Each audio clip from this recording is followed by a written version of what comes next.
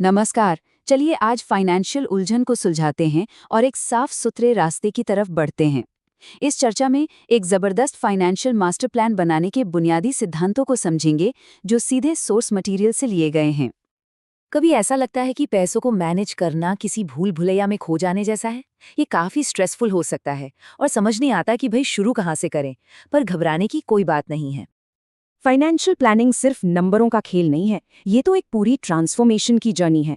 बिल्कुल वैसे ही जैसे कैटरपिलर एक खूबसूरत तितली में बदल जाता है। एक साफ सुथरे प्लान के साथ कोई भी फाइनेंशियल कंफ्यूजन से फाइनेंशियल आज़ादी की ओर बढ़ सकता है। तो सवाल ये है कि इसका हल क्या है, और हल है एक बहुत ही सिंपल स्ट्रक्चर्ड पिरामिड जो हमें फाइनेंशियल ज़रूरतों को सही तरीके से प्राथमिकता देने में मदद करता है। चलिए इस पिरामिड को जरा और गहराई से समझते हैं। किसी भी मजबूत इमारत की तरह एक मजबूत फाइनेंशियल घर भी नीचे से ऊपर की ओर बनाया जाता है। सबसे पहले आती है नींव यानी प्रोटेक्शन, फिर आता है ढांचा यानी कंट्रोल, और सबसे ऊपर आती है चोटी मतलब ग्रोथ। तो चलिए शुरू करते हैं पिरामिड की सबसे पहली और सबसे जरूरी लेयर से, प्रोटेक्शन। इसे ऐसे समझिए कि हम अपना एक फाइनेंशियल किला बना रहे हैं ताकि किसी भी अनचाही घटना का सामना आराम से किया जा सके। और एक बात गांठ बांध लीजिए, आगे बढ़ने से पहले सुरक्षित होना सबसे जरूरी है। यही वो बुनियाद है जो मन को शांति देती है और भविष्य के लिए पूरे कॉन्फिडेंस के साथ प्लानिंग करने में मदद करती है। तो प्रोटेक्शन का पहला पिलर है एक इमरजेंसी फंड। ये एक फाइनेंशियल सेफ्टी नेट की तरह है और रूल बड़ा सिंपल है। अपने 3 से 6 महीने के जरूरी खर्चों के बराबर पैसा बचाकर रखना। ये नौकरी छूट जाने या किसी मेडिकल इमरजेंसी जैसी हालत में कर्ज में डूबने से बचाता है। और प्रोटेक्शन का दूसरा पिलर है इंश्योरेंस। ये परिवार और अपनी संपत्ति को किसी भी बड़े फाइनेंशियल झटके से बचाने के लिए बहुत जरूरी है। एक अंगूठे का नियम ये है कि लाइफ इंश्योरेंस कवर किसी की भी सालाना कमाई का कम से कम 15 से 20 गुना तो होना ही चाहिए। ठीक है, तो एक बार जब हमारी बुनियाद पक्की हो गई तो अब वक्त है पिरामिड की दूसरी लेयर पर जाने का, कंट्रोल। यहाँ फोकस इस बात पर होगा कि रोज के कैश फ्लो और कर्ज को कैसे संभाला जाए। और कंट्रोल हासिल करने का एक बहुत ही आसान लेकिन जबरदस्त तरीका है 50-30-20 का रूल। मतलब अपनी इनकम का 50% ज़रूरतों पर, 30% अपनी इच्छाओं पर और बाकी का 20% सीधा सेविंग्स और इन्वेस्टमेंट के लिए। ये अपने पैसे को सही दिशा देने का एक शानदार तरीका है। अब बात करते हैं कर्ज की। देखिए, हर कर्ज बुरा नहीं होता।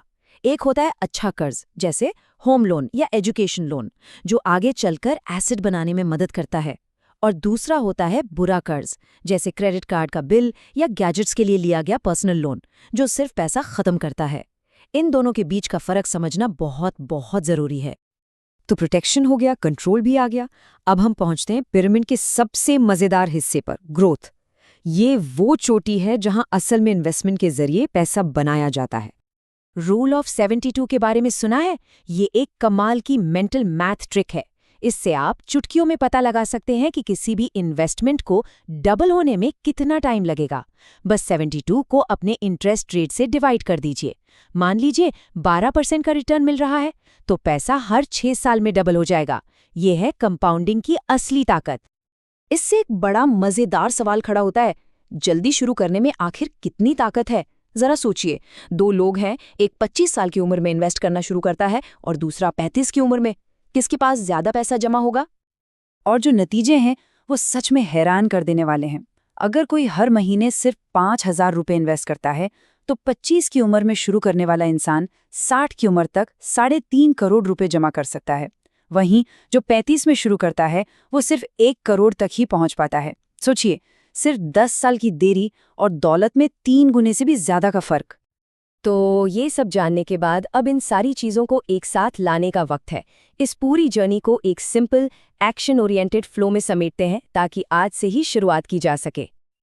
तो ये रहा मास्टर फ्लो। सबसे पहले कमाएं, फिर 50-30-20 रूल से बजट बनाएं, इसके बाद सबसे पहले खुद को पे करे वाले सिद्धांत से बचत करें, फिर इंश्योरेंस और इमरजेंसी फंड से प्रोटेक्शन की लेयर बनाएं, जल्दी और डाइवर्सिफाई करके इन्वेस्ट करें और आखिर में बस कंपाउंडिंग को अपना जादू चलाने दें। ये एक बिल्कुल साफ स्टेप बाय स्टेप प्लान है। और जाते जाते इस एक बात को हमेशा याद रखना चाहिए, फाइनेंशियल आज़ादी किस्मत का खेल नहीं है, ये एक प्लान है जिसे अनुशासन के साथ पूरा किया जाता है। तो सवाल बस इतना है कि क्या आज से इस प्लान पर काम शुरू करने के लिए हम तैयार हैं?